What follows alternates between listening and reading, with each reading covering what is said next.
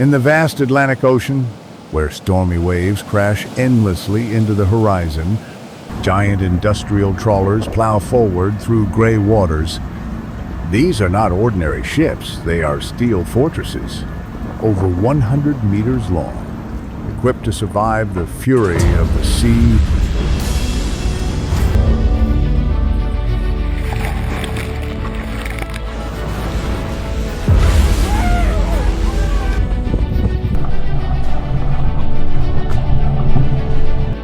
On board are men hardened by salt, wine, and sacrifice. Men who leave the shore for months at a time, gambling with fate to bring back the ocean's wealth. For the outside world, it may look like machines and numbers, tons of fish, engines roaring, conveyor belts spinning. But to the men here,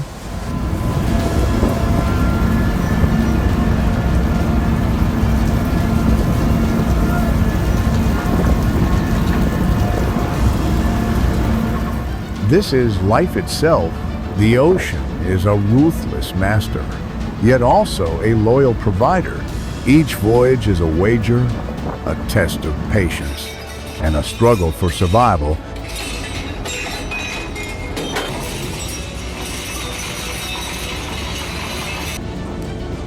And though storms may tear at their ships and empty nets may break their spirits, the fishermen always return, because this is not just their work, it is who they are.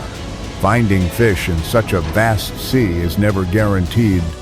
The Atlantic is alive, shifting, and unpredictable. Fishermen rely on radar and sonar, but also on instinct, sharpened across generations.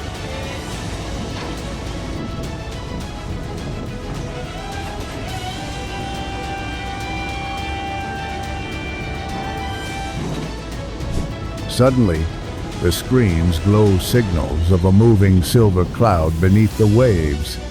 It is a school of herring, or mackerel, or sardines, on the move instantly. The trawler comes alive, orders shouted. Engines rumble, winches groan. The hunt begins. Steel cables, stretching for thousands of meters, are lowered into the water. Attached is a net heavier than entire trucks, a monster of woven steel and rope, with a mouth wider than a football field. As the engines push forward, the net drags along the seabed, opening like the jaws of a dragon. The captain keeps perfect speed too fast, and the net will rip too slow, and the fish will escape.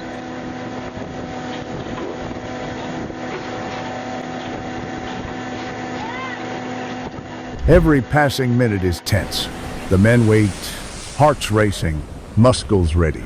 Did they find the right spot, or will hours of effort bring only disappointment? Suddenly, the cables strain, groaning under a crushing weight. The deck vibrates with power, and then the ocean erupts. Fish burst through the surface in waves of silver.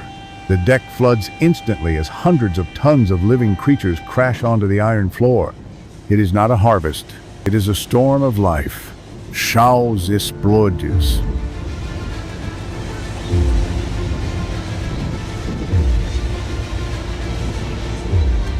Men shout, machinery howls. Fish slam violently against boots and railings. Sardines sparkle like scattered gems. Mackerel, thick as a man's leg, thud against the steel. Cod, heavy and slow, tumble like boulders. The sound is deafening. The roar of engines, the splash of bodies, the yelling of men. And in this chaos, order must be carved. The crew rushes because the clock of decay has already started ticking.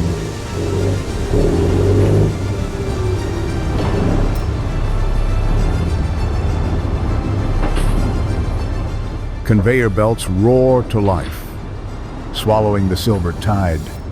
Machines gut and clean with relentless efficiency, heads cut, guts removed, flesh washed and chilled. Smaller fish are shoveled into brine tanks, their freshness preserved in icy salt water. It is an assembly line at sea, a factory riding the waves.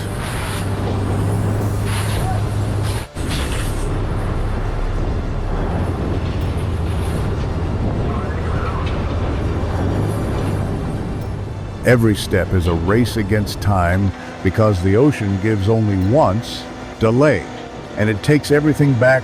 A single cast can bring in 200 tons of fish, sometimes 400, enough to fill markets across Europe and Asia, enough to feed entire cities.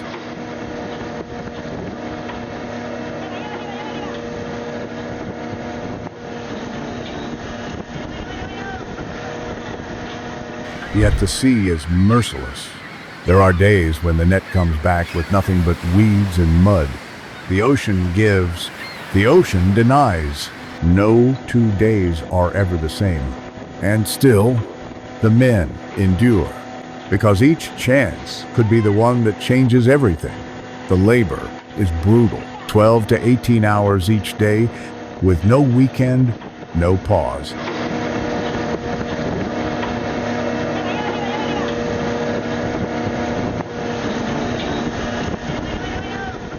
Storms lash against their faces.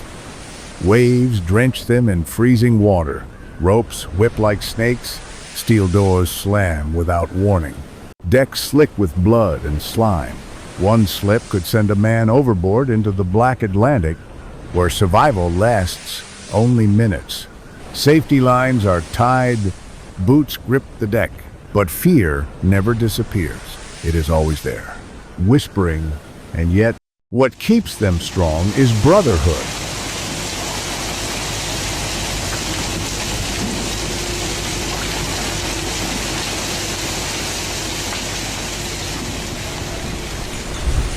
On land, they are strangers from different towns and languages. Out here, they are one family. They eat together, fight together, curse and laugh together. When storms threaten to break the ship apart, they tie their ropes, link their arms, and face the ocean as one brotherhood forged not by choice, but by survival. Deep inside the trawler lies its frozen heart, the blast freezer.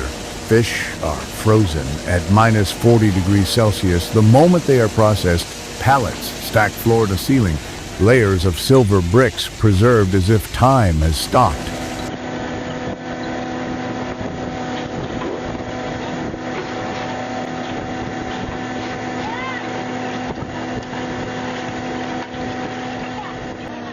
When the ship docks, cranes swing like giants, unloading the catch into refrigerated trucks within hours. The harvest spreads to canneries, supermarkets, and global markets from Tokyo to Berlin. From New York to Seoul, the Atlantic's bounty feeds the world. But behind this bounty lies a brutal truth. Each voyage is a gamble with storms, with luck, with life itself.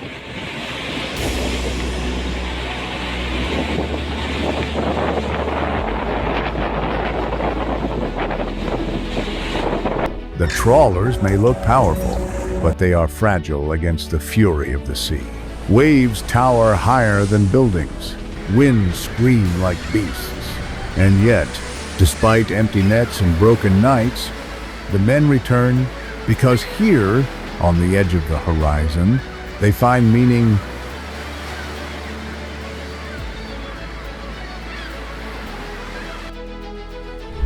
Night falls, and the ship glows like a steel fortress, adrift on black water. Floodlights turn the waves into a sea of silver fire. Work never stops. Crews rotate shifts. Conveyor belts carry frozen boxes into the hold. Engines zoom. Nets are repaired. Tools checked. The air reeks of salt, fish, and diesel.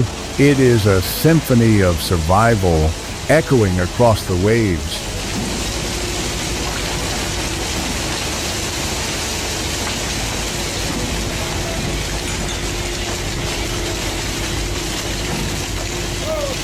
But not every cast is victory.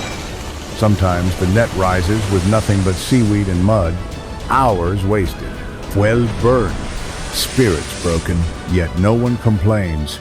They reset, cast again, and wait. Patience is their second skin. They know the ocean owes them nothing. Still, they hope again and again, because hope is the only currency the sea cannot take. Every fish caught carries more than weight. It carries sacrifice. The calluses on hands, the aches in bones, the longing for family far away.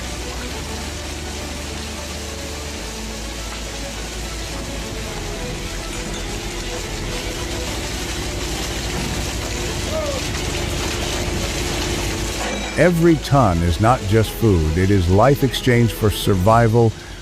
And when the deck overflows with silver, when men slap each other's backs and laugh through exhaustion, they know the price was worth it. For a moment, the sea has yielded.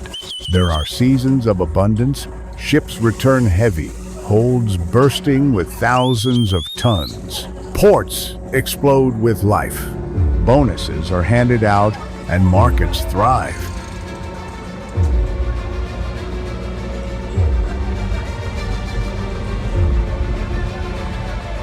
And then there are barren seasons.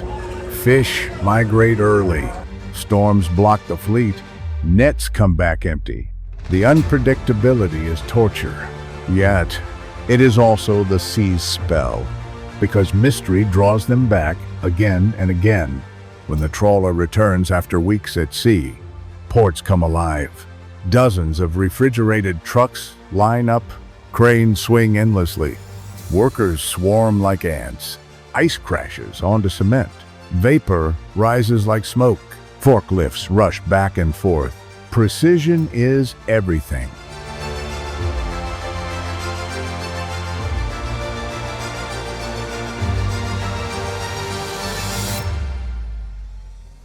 Hours mean the difference between premium quality and spoiled loss. The work is urgent, relentless, unforgiving. For the fishermen, homecoming is brief. They see wives and children share hot meals, sleep without engines, rumbling. But within days, they return to port, pack their bags, and step onto the ship again. Because this is not just work, it is a cycle, endless, merciless, yet bending out here.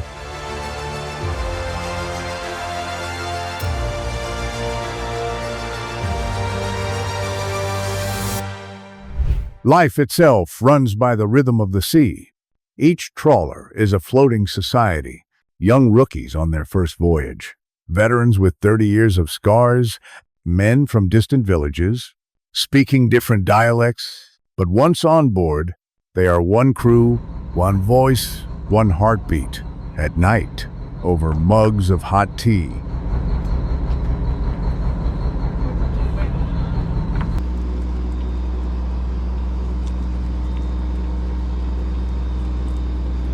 they share stories, near-death escapes, record hauls, storms survived. The ocean is their teacher. It teaches humility, patience, and above all, trust. When storms strike, when nets tear, only unity keeps them alive.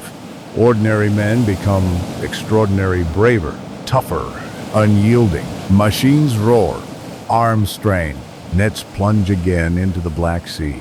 Sometimes the catch is so immense, cranes must lift it piece by piece. The deck becomes an ice rink of scales and water. Boots slip, gloves tighten, helmets clatter. Every moment is danger.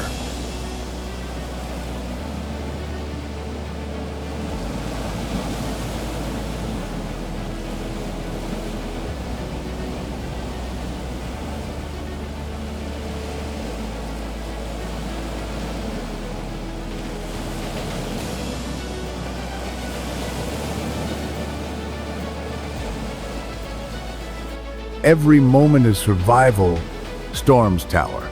Waves, 10 meters high, slam against steel walls like fists of giants. Men tie everything down. Hatches sealed. Work halted. Sometimes, fish must be thrown back overboard to lighten the ship. In extreme cases, survival means sacrifice. Yet when dawn breaks, when waves calm,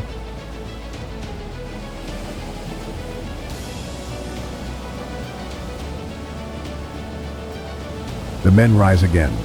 No one quits, no one gives up, because the ocean never promised ease. Only those who endure can claim its rewards. And so the cycle continues. Fish caught today will appear tomorrow in shiny packages across the globe. Clean fillets in supermarkets in Tokyo, Berlin, New York, and Seoul.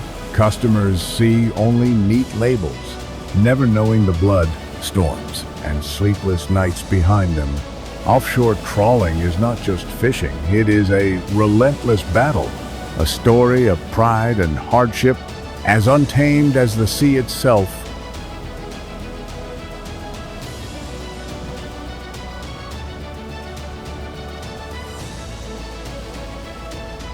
Beyond the raw numbers, every trawler is also a human story. On the bridge, the captain stands like a sentinel. His hands grip the wheel with calm precision, his face lined by decades of storms. He has seen ships break, nets tear, men vanish into waves, yet his voice remains steady, his orders sharp. To the young men on board, he is more than a captain. He is the ocean's interpreter, a guide who knows when to push forward and when to retreat. The dangers are constant. Nets weigh hundreds of tons when full. Winches pull with monstrous force. A single snapped cable can whip across the deck like a steel serpent. Lethal in an instant. Fishermen know this too well. Many carry memories of men they once worked beside lost to accidents, swallowed by storms, never to return.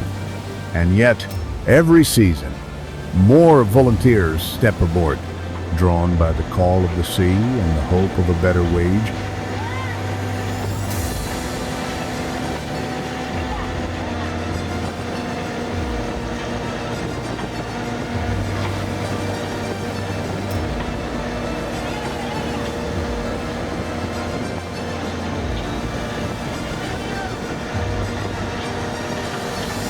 Life on board is stripped to essentials.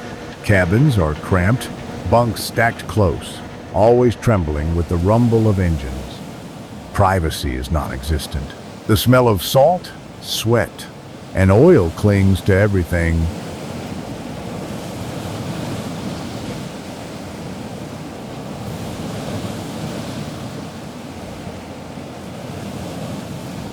Yet within these confines, friendships form stronger than iron. Cards are played on mess tables, jokes shouted over the hum of machinery, laughter echoing even as waves pound the hull. In these small moments, they remind themselves they are human, not just cogs in a steel machine.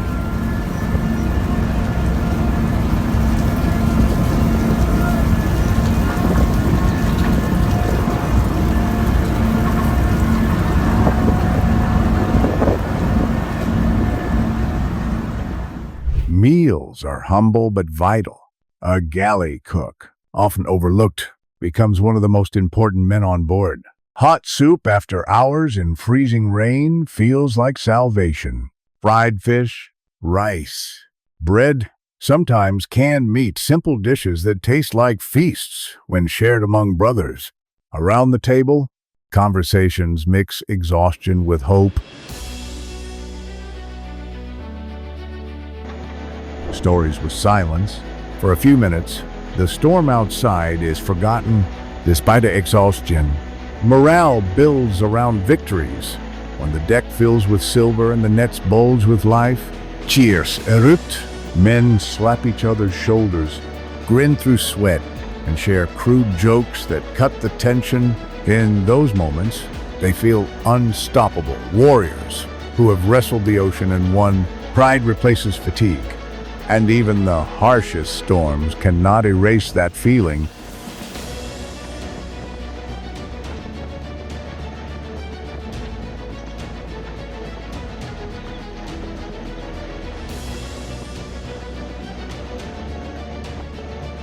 Yet the sea never allows complacency. Weather shifts with terrifying speed. Calm skies turn black.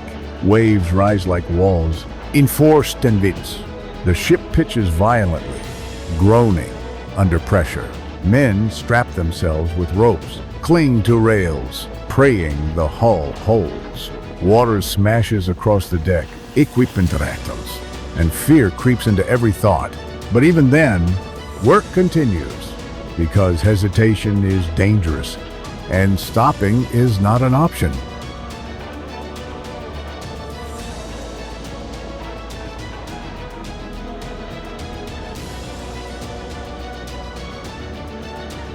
There are nights when survival demands sacrifice. To save the ship, fish must be dumped back into the ocean. The weight too dangerous to carry through storms? Hours of work. Tons of catch lost in minutes. No one celebrates. No one complains. It is the unspoken rule of the sea. Sometimes survival costs everything.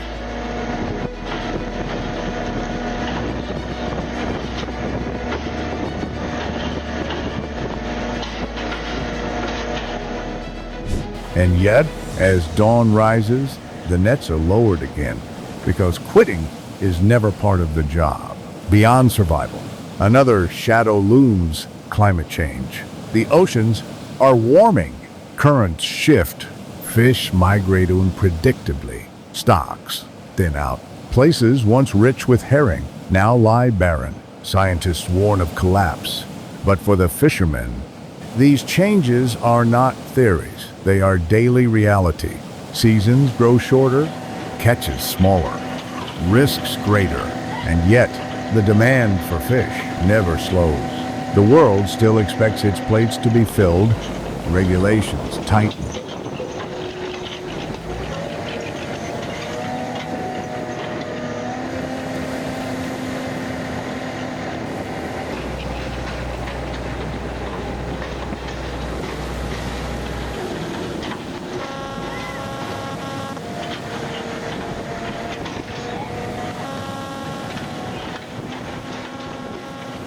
Many countries require tracking systems on trawlers, reports of catch size, restrictions on where and when they can fish. Some crews resent these rules. Others understand the necessity.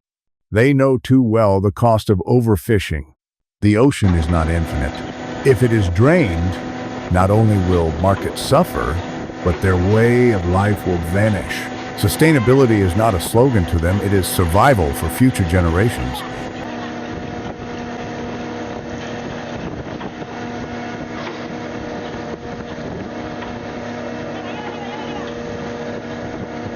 Stories are passed down like heirlooms, tales of monstrous storms, of record-breaking hauls, of miraculous rescues. A young man hears the story of a veteran who once swam through black water to save a friend dragged by a rogue wave.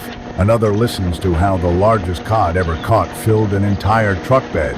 These stories are warnings, but also fuel reminders of what it means to belong to the sea.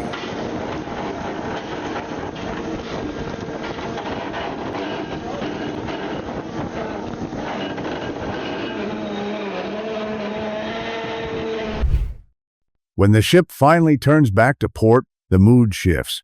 The horizon is no longer endless water, but faint lights of land. Hearts beat faster. Families wait. Children ear for gifts. Wives anxious for safe returns. As the ship docks, cranes swing. Forklifts move. Refrigerated trucks line up. The cargo is unloaded in a storm of ice and smoke. For workers on shore, it is just business. For the crew, it is victory. Proof that they fought to sea and returned alive. There they are, canned, sliced, filleted, or processed into frozen foods for shipment all over the world. The fish on display in supermarkets in Japan, Germany, the US, or Korea. Clean, attractive with full labels.